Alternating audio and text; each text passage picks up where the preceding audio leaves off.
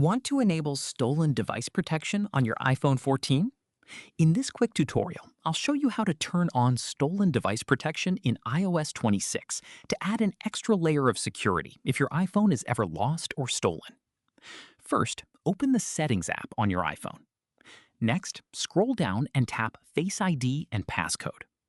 Enter your iPhone passcode when prompted. Scroll down until you find Stolen Device Protection, then tap on it. Now, turn on the toggle next to Stolen Device Protection. If available, tap Require Security Delay and choose whether you want the security delay to apply away from familiar locations or always, depending on your security preference. Once enabled, your iPhone will require Face ID or Touch ID for sensitive actions, and in certain situations, it may also require a security delay before important account or security settings can be changed. And that's it. That's how you can enable stolen device protection on your iPhone 14 running iOS 26. Thanks for watching.